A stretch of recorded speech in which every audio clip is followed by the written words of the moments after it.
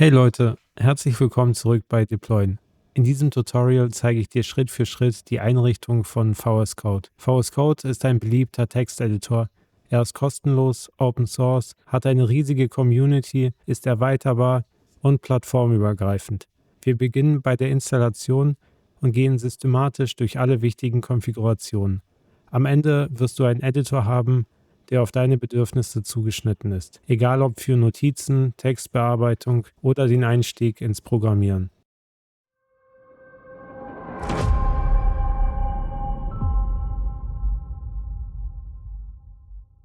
Das erste, was wir machen, ist, einen Browser zu öffnen und nach VS Code zu suchen.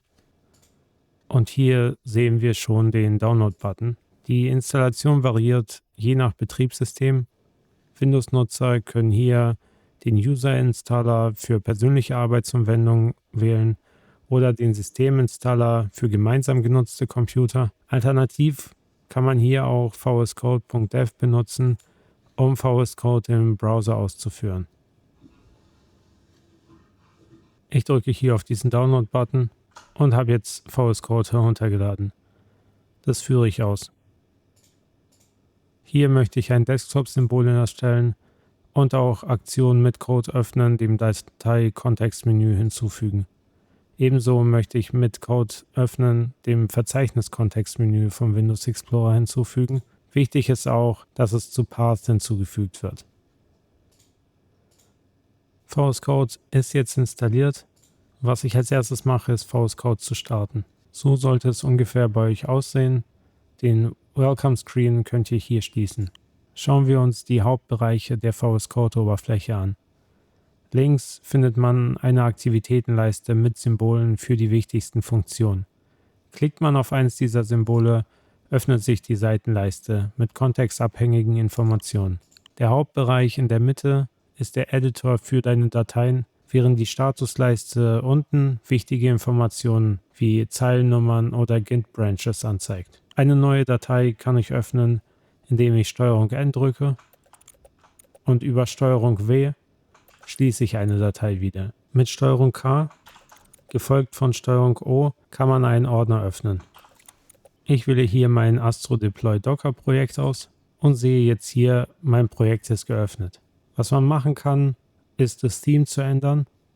Dafür gehen wir in die Erweiterung und suchen nach einem Theme, das uns gefällt. Ich wähle jetzt hier zum Beispiel Cat Puccine aus und nehme hier Cat Puccine vor VS Code und drücke hier auf Install. Und jetzt sehen meine Farben etwas anders aus als vorher. Genauso kann ich hier, wenn mir meine Icons nicht gefallen in der Seitenleiste, kann ich in den Erweiterungen ein Icon-Theme herunterladen, zum Beispiel das Material Icon Theme, und ich drücke hier auf Installieren und wähle es aus. Und jetzt sehen meine Icons etwas anders aus. Dies kann ich auch später anpassen, wenn ich hier auf die Einstellungen drücke und dann bei Themes auf Color Theme oder File Icon Theme gehe. Also hier bei Color Theme gibt es viele Themes, die bereits vorinstalliert sind. Dann kann ich mir hier eins auswählen. Als nächstes möchte ich ein paar Einstellungen vornehmen. Ich kann hier unten auf Settings gehen und sehe dann Einstellungen, die ich vornehmen kann. So kann ich hier zum Beispiel beim Editor die Font Size von 14 auf 16 ändern. Und jetzt sehe ich, der Code ist ein bisschen größer geworden. Die Einstellung kann ich aber nicht nur so verändern, sondern über STRG-Shift-P nach Settings suchen. Und hier sehe ich Open User Settings JSON. Und hier sehe ich bereits die Einstellung, die ich vorgenommen habe, und zwar die Editor Font Size 16 und das Workbench Icon Theme und das Workbench Color Theme. Genauso kann ich hier noch weitere Sachen hinzufügen, um das Verhalten des Editors zu ändern. Also ich kann zum Beispiel hier einfügen Editor.CursorBlinking und kann dann einstellen, wie mein Cursor blinken soll. Ich nehme zum Beispiel Expand und sobald ich die Einstellung speichere, sehe ich, dass der Cursor jetzt anders blinkt. Ebenso möchte ich beim Editor die Detect Indentation auf False stellen. VS Code soll nämlich nicht raten, ob Tabs oder Spaces genutzt werden. Was ich auch einstelle, ist den Editor Format und Save. Und zwar drüben mache ich hier daraus ein True. Damit wird mein Code formatiert, sobald ich ihn abspeichere.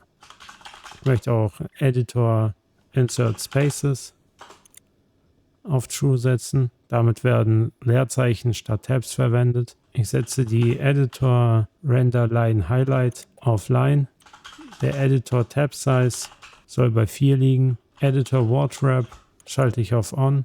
Was ich auch noch machen kann, ist hier bei den Files das Autosave auf On Focus Change zu ändern. Wenn ich das jetzt speichere, sehe ich, wenn ich in meiner Package.json irgendwas verändere, dann sehe ich hier diesen Punkt, der bedeutet, dass die Datei nicht gespeichert ist. Sobald ich jetzt hier diese Datei verlasse, sehe ich, dass sie gespeichert wurde, weil ich hier eingestellt habe On Focus Change. Damit vergesse ich nicht, meine Dateien abzuspeichern. Ebenso hat man gerade gesehen, wenn das Format nicht stimmt und weil Editor Format und Save auf True gestellt ist, wird es automatisch wieder richtig formatiert. Was ich hier auch noch mache, ist einzustellen, Files Insert Final New Line soll auf True sein. Damit lege ich fest, dass hier eine leere Zeile in Dateien hinzugefügt wird. Das ist wichtig für Git. Was ich auch noch mache, ist hier einzustellen, Files Trim Trailing White Spaces. Das soll True sein. Damit verschwinden Leerzeichen am Zeilenende. Jetzt habe ich hier die Font Size vom Editor auf 16 gestellt. Die Sache ist, der Terminal, wenn ich den hier öffne, hat man einen integrierten Terminal in VS Code. Der hat immer noch eine kleine Schriftgröße. Die kann man ändern, indem man hier eingibt terminal.integrated.fontSize und hier ist es standardmäßig auf 14. Ich könnte das jetzt zum Beispiel auf 15 stellen und dann sehe ich, die Font Size ist ein bisschen größer geworden. Standardmäßig ist es so, wenn man eine Datei einmal anklickt, öffnet sie sich im sogenannten Preview-Modus. Das sieht man daran, dass der Dateiname so kursiv dargestellt wird. Das heißt, ich kann jetzt hier verschiedene Dateien anklicken und sie öffnen sich alle in so einem Kursivmodus. Wenn ich aber eine Datei doppelt anklicke, dann wird aus Kursiv normal und wenn ich dann eine weitere Datei öffne, wird die nächste Datei geöffnet. Diesen Preview-Modus brauche ich nicht, deshalb ändere ich hier die Einstellung bei Workbench.editor.enable Preview auf False. Damit werden Dateien standardmäßig ganz normal geöffnet, ohne den Preview-Modus. Mit STRG W kann ich sie auch wieder schließen. Wenn man die Sidebar links hat und sie öffnet und schließt, was man auch mit STRG B machen kann, dann bewegt sich der Code immer so hin und her. Das kann man vermeiden, indem man diese Seitenleiste komplett nach rechts bewegt. Deshalb gebe ich hier ein Workbench.sidebar.location und dann wähle ich hier Right aus. Jetzt speichere ich das ab und meine Aktivitätenleiste befindet sich jetzt rechts. Das waren alle Einstellungen, die ich fürs Erste ändern wollte. Als nächstes kommen wir zu den wichtigsten Tastenkombinationen. Mit STRG Raute könnt ihr eine Zeile auskommentieren oder wieder einkommentieren. So werden Einstellungen oder anderer Code quasi ungültig gemacht. Wenn hier das Wort Editor steht, könnt ihr mit STRG D das Wort auswählen. Und jetzt ändere ich momentan das ganze Wort. Mit STRG C macht ihr eine Änderung wieder rückgängig. Wenn ihr STRG D aber mehrfach drückt, dann werdet ihr euren Cursor an jedem Vorkommen von diesem Editor finden und könnt dann alle Zeilen gleichzeitig verändern. Das kann sehr praktisch sein. Mit STRG Enter fügt ihr eine neue Zeile ein, egal wo ihr euch gerade befindet. Mit STRG Shift Enter fügt ihr eine Zeile oberhalb der aktuellen Zeile aus. Mit STRG P, das ist eine der wichtigsten Tastenkombinationen, wählt hier eine Datei in eurem Projekt aus.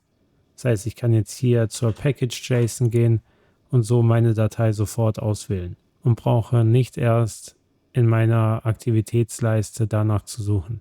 STRG Shift P ist die andere wichtigste Tastenkombination. Damit öffnet ihr euer Settings-Menü. Hier könnt ihr quasi jeden Befehl ausführen, der sich in VS Code befindet. Wenn ihr Alt gedrückt haltet, könnt ihr mehrere Cursor setzen.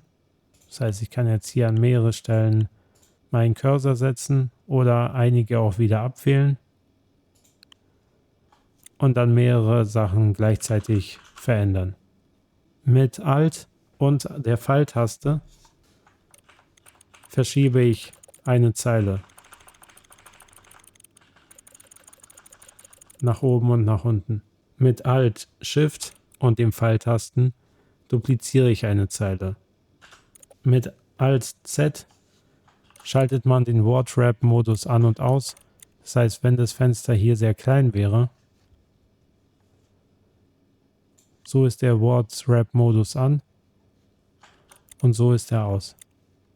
Das heißt, man sieht hier zum Beispiel die Zeile 24 erstreckt sich dann über mehrere Zeilen in der Ansicht. Mit STRG K, gefolgt von dem Buchstaben Z, startet ihr den Zen-Modus. Der sorgt dafür, dass alles Unnötige ausgeblendet wird, sodass ihr euch wirklich auf die Datei selbst konzentrieren könnt. Mit STRG K und Z verlasst ihr diese Ansicht wieder.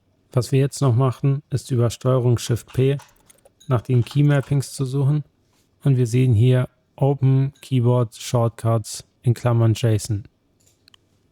Die öffnen wir und wir sehen hier eine leere Datei mit zweieckigen Klammern und hier können wir unsere eigenen Key-Mappings festlegen. Das heißt zum Beispiel können wir jetzt hier zwischen diese eckigen Klammern einmal geschwungene Klammern hinzufügen und hier reinschreiben Key und den Key, den wir benutzen wollen, ist Ctrl plus T und Ctrl plus T soll den Command auslösen workbench.action.terminal.toggleTerminal.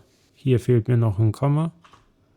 Und wenn ich das jetzt speichere, kann ich mit STRG T das Terminal ein- und ausschalten. Das finde ich sehr praktisch und ist einfacher zu merken als STRG Shift Ü. Vor allem öffnet STRG Shift Ö immer wieder ein neues Terminal und toggelt nicht das Terminal ein und aus, was insbesondere dran praktisch ist, wenn man nicht viel Bildschirmfläche hat. Hier im Terminal sehe ich auch das voll integrierte Terminal und kann hier über dem Pfeil auswählen, was für ein Terminal ich starten möchte. Also standardmäßig auf Windows hat man nur PowerShell. Ich habe mir hier auch Git Bash installiert und nutze das meistens. Ein anderes Keybinding, was ich sehr häufig nutze, ist das Wrap with Abbreviation. Dazu gebe ich hier den Key ein. Ich wähle hier STRG plus M für Makro und STRG plus W für Wrap. Und dann kann ich hier ein Command auswählen. Und ich möchte den Command editor.emit.action.wrap with Abbreviation. Hier muss ich noch ein Komma setzen. Und ich kann noch hier festlegen, wann das Ganze gelten soll. Und zwar möchte ich, dass dieser Shortcut nur dann gilt, wenn der Editor gerade im Fokus ist und der Editor nicht im Read-Only offen ist. Das heißt, wenn ich jetzt eine nicht schreibgeschützte Datei habe, kann ich mit STRG M, STRG W das Wrap with Abbreviation ausführen. Das ist dann nützlich, wenn man zum Beispiel mit HTML arbeitet. Ich kann jetzt hier eine HTML-Datei erstellen. Ich mache mal hier index.html und hier habe ich jetzt eine standardmäßige HTML-Datei und habe hier ein Paragraph und jetzt möchte ich gerne dieses Paragraph mit einem anderen Element umschließen. Jetzt kann ich hier diese Zeile auswählen und ich drücke STRG M und dann STRG W und es passiert gar nichts. Ich gucke mal unter Datei, Einstellungen und den Keyboard Shortcuts, ob vielleicht nicht STRG M bereits belegt ist. Unter STRG Alt W befindet sich momentan noch nichts. Ich gehe nochmal zu STRG M. Hier sehe ich meinen Emmet Wrap with Abbreviation. Ich drücke hier auf Bearbeiten und drücke STRG Alt und W und habe jetzt die neue Tastenkombination gespeichert. Die sehe ich auch hier. STRG Alt W ist mein Command. Ich speichere diese Datei ab und jetzt versuche ich nochmal in meine index.html zu gehen und hier drücke ich jetzt STRG Alt W. Natürlich muss man eine Tastenkombination finden, die für einen selbst funktioniert. Jedenfalls kann ich jetzt hier das Ganze zum Beispiel in einen Div packen mit der Klasse Container und ich brauche nicht erst oben ein Div einzufügen und dann unten das schließende Div, sondern kann das mit einem Tastenbefehl machen. Damit will ich nur sagen, für die Befehle, die man häufig nutzt, sollte man sich selbst Tastenkürzel anlegen. Als nächstes schauen wir uns noch ein paar Erweiterungen an, die man installieren sollte. Hier unter Erweiterungen, eine der nützlichsten Erweiterungen ist Prettier. Die formatiert den Code richtig oder andere Dateien. Wenn ihr hier auf Install drückt, wird die Erweiterung auch installiert. Eine andere Erweiterung, die ich fast immer brauche, ist Gitgraph. Hier kann ich auf Installieren drücken. Und jetzt, nachdem ich auf Installieren gedrückt habe, sehe ich hier unten in meiner Statuszeile mein Gitgraph. Und wenn ich ein Git-Projekt habe, dann sehe ich hier, wie der Verlauf des Projektes ist. Das ist übersichtlicher, als sich das Ganze hier unter dem Graph anzugucken. Insbesondere dann, wenn man mehrere Branches hat. Eine andere Erweiterung, die man vielleicht immer wieder benötigt, ist Peacock. Die kann ich mir hier installieren. Und damit bin ich in der Lage, Fenster verschiedenfarbig zu machen.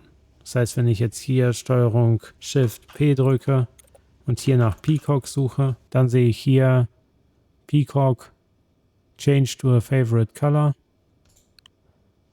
Und jetzt kann ich hier sagen, dieses Fenster soll blau sein. Wenn ich jetzt ein zweites Fenster öffne, dann kann es eine andere Farbe haben. So kann ich Projekte voneinander einfacher unterscheiden und arbeite nicht aus Versehen in dem falschen Fenster. Andere Erweiterungen, die man benötigt, also ich sollte jetzt zum Beispiel für mein Projekt Astro installieren, jedoch brauche ich Astro nicht in allen meinen Projekten. Deshalb empfiehlt es sich hier, Profile anzulegen. Das heißt, ihr könnt hier auf dieses Icon gehen.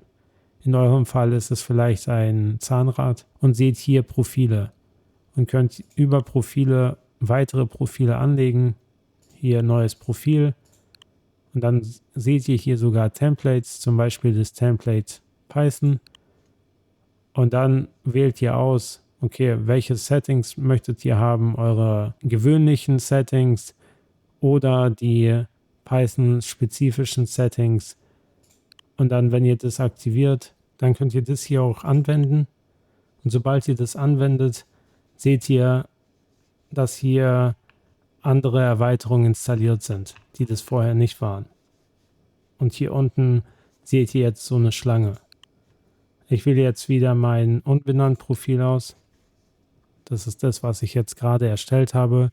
Ihr könnt auch aus dem Unbenannt-Profil ein neues Profil erstellen. New Profile und dann Copy from Unbenannt. Und dann könnt ihr hier sagen, was ihr von Unbenannt übernehmen wollt und was nicht. Und ein neues Profil erstellen. So ladet ihr nicht immer unnötige Erweiterungen, die euren Arbeitsspeicher voll machen. Eine andere Erweiterung, die ihr vielleicht immer wieder braucht und die hier auch empfohlen wird bei mir gerade, ist GitHub Copilot. Insbesondere dann, wenn ihr ein GitHub-Profil habt, könnt ihr euch anmelden und GitHub Copilot nutzen. Falls ihr viel mit CSV-Dateien arbeitet, solltet ihr euch zum Beispiel die Rainbow CSV-Erweiterung herunterladen. Wenn ihr viel mit Markdown arbeitet, könnt ihr euch hier die Markdown Lint Erweiterung herunterladen oder die Markdown All-in-One Insgesamt gibt es sehr viele Erweiterungen, die man sich installieren kann.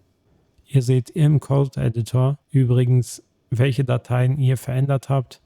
Ich sehe hier, dieses grüne U heißt, die Datei ist untracked und ich sehe in meinem Versionskontrollenfenster, dass ich hier die index.html, die package.json und die settings.json verändert habe. Und hier sollte man vorsichtig sein, wenn man hier auf Discard All Changes geht, könnte es dazu führen, dass alle Änderungen gelöscht werden.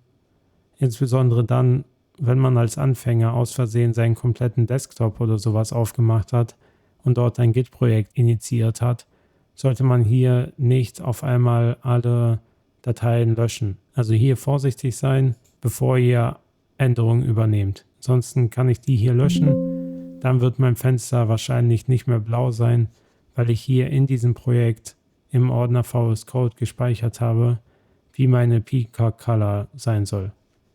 Also wenn ich hier Discard All 3 Files drücke, ist mein Fenster nicht mehr blau. Wie ihr gerade gesehen habt, könnt ihr auch mehrere Editor nebeneinander öffnen.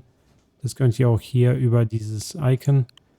Und so habt ihr die Möglichkeit, viele Editor gleichzeitig zu öffnen und dann auch mehrere Dateien gleichzeitig zu verändern. Eine andere Erweiterung, die ich immer wieder nutze, in meinen Videos auch, ist die SSH-Erweiterung. Remote SSH sollte man sich installieren. Damit ist man in der Lage, wenn man hier unten auf dieses Icon drückt, in meinem Fall jetzt blau, dann kann ich hier auswählen Connect to Host oder beziehungsweise Connect Current Window to Host. Wenn ich das auswähle, kann ich hier entweder eingeben deployen at IP-Adresse des Servers, den ich erreichen möchte, oder einen neuen SSH-Host hinzufügen und hier das gleiche eingeben. Also SSH und dann deployen at irgendeine IP-Adresse. Damit bin ich in der Lage, in VS Code meinen Server über SSH zu erreichen und habe hier sowohl einen Editor drin, als auch ein Terminal. Und es ist einfacher, seinen Server damit zu verwalten. Ich hoffe, dieses Video hat euch gefallen. Über ein Like würde ich mich freuen. Ansonsten schreibt gerne in die Kommentare, was für Einstellungen ihr bei euch vorgenommen habt, die eure Produktivität gesteigert haben. Vielen Dank fürs Zusehen und bis zum nächsten Mal.